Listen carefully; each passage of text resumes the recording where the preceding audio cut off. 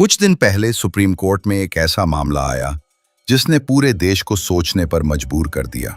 मामला था खजुराहो के एक प्राचीन मंदिर का, जहां भगवान विष्णु की 7 फीट ऊंची मूर्ति टूटी हुई हालत में पड़ी है। भक्तों ने कोर्ट में याचिका दायर की, कहा कि इस मूर्ति को तुरंत पुनः स्थापित किया जाए ताकि आस्था बनी रहे। अब जरा सोचिए, भक्त उम्मीद लगाए बैठे थे। उन्हें लगा कि सुप्रीम कोर्ट में बैठे जज भगवान की मर्यादा और भक्तों की भावनाओं की रक्षा करेंगे, लेकिन वहां कोई आम जज नहीं बैठे थे, बल्कि मुख्य न्यायाधीश बी.आर. गवई। बी.आर. गवई ने जैसे ही इस मामले को सुना, उन्होंने याचिका को खारिज करते हुए कुछ ऐसा कहा जिसने करोड़ों लोगों के दिलो दिमाग को झकझोर दिया। उन्होंने साफ शब्दों में कहा, अगर आप भक्त हैं तो भगवान से खुद कहिए कि वो कुछ करें। जाइए, प्रार्थना कीजिए, ध्यान कीजिए और उनसे ही कहिए कि मूर्ति फिर से खड़ी हो जाए। जरा सोचिए, ये शब्द भारत के मुख्य न्यायाधीश की जुबान से निकले, वो इंसान जिनके फैसले संविधान की किताब में दर्ज होते हैं। उन्होंने सीधे सीधे भगवान की शक्ति पर सवाल खड़ा कर दिया। अब सवाल उठता है कि क्या गवई साहब ने वास्तव में भगवान का सच्चा इतिहास सामने रख दिया? क्योंकि अगर भगवान सर्वशक्तिमान हैं, अगर वे सचमुच सब कुछ कर सकते हैं, तो फिर क्यों भक्तों को कोर्ट कचहरी का दरवाजा खटखटाना पड़ रहा है? बी.आर. गवई की इस टिप्पणी ने मानो उस इतिहास का पर्दा खोल दिया जिसे सदियों से छिपाया जाता रहा है। इतिहास गवाह है कि भगवानों की मूर्तियां टूटती रहीं, मंदिर लुटते रहे, देवताओं के नाम पर खून खराबा होता रहा।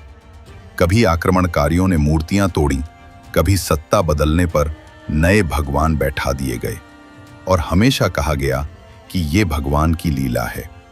भारतीय संविधान का अनुच्छेद 51A(h) ये अनुच्छेद स्पष्ट रूप से कहता है कि भारत के प्रत्येक नागरिक का यह कर्तव्य होगा कि वो वैज्ञानिक सोच विकसित करे, मानवतावाद को बढ़ावा दे, जिज्ञासा और सुधार की भावना का विकास करे।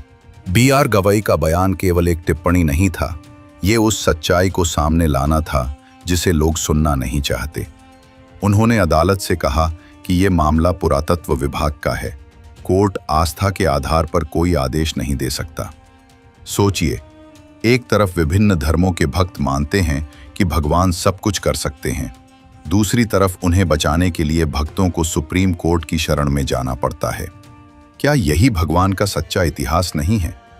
सदियों से इंसानों को ये सिखाया गया कि भगवान तुम्हारी समस्याएं हल करेंगे, लेकिन सच ये है कि इंसान की समस्या का हल इंसान ही करता है। बीमारी हो तो इलाज डॉक्टर करता है, भूख लगे तो खाना किसान उगाता है, न्याय चाहिए तो संविधान देता है।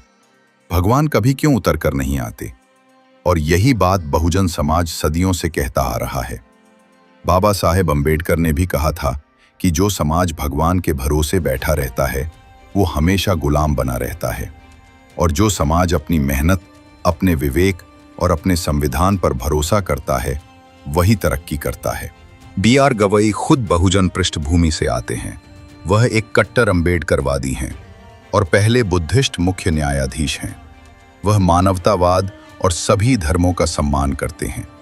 उन्होंने शायद वही बात कोर्ट के अंदर कह दी जिसे आम जनता सुन भी नहीं पाती। उनकी टिप्पणी ने सीधे सीधे आस्था के खेल पर चोट की। सोचिए, अगर कल को कोई और मंदिर टूट जाए तो भक्त फिर कोर्ट जाएंगे? क्या हर बार भगवान की रक्षा सुप्रीम कोर्ट करेगा? लेकिन सच तो ये है कि इंसान भगवान और धर्म की आड़ में सत्ता और राजनीति चलाते हैं। जब बी.आर. गवई ने ये कहा तो सोशल मीडिया पर बवाल मच गया। कुछ लोग बोले कि ये तो नास्तिकता है, ये आस्था का अपमान है। लेकिन क्या सच बोलना अपमान है? या फिर सदियों से जो झूठ बोला जा रहा है वही असली अपमान है? सच यही है कि भगवान का इतिहास खून, शोषण और पाखंड से भरा हुआ है। मूर्तियों की पूजा करते करते लोग इंसानों को भूल गए। इंसान भूखा मरता रहा, जाति के नाम पर कुचला जाता रहा और भगवान की मूर्तियों पर सोना चढ़ता रहा। यही तो है वो सच्चा इतिहास जिसे कोई मानना नहीं चाहता। मुख्य न्यायाधीश बी.आर. गवई की टिप्पणी ने पूरे देश को आईना दिखा दिया। उन्होंने कहा कि अगर तुम्हें भगवान पर विश्वास है तो उनसे कहो कोर्ट क्यों आए, यानी अब फैसला तुम्हारे हाथ में है। भगवान से उम्मीद रखोगे या इंसानियत और संविधान से उम्मीद रखोगे? यही असली सवाल है। दोस्तों, अब आप बताइए, क्या बी आर गवई ने जो कुछ कहा वो सही कहा या नहीं? अपनी राय कमेंट में जरूर लिखें।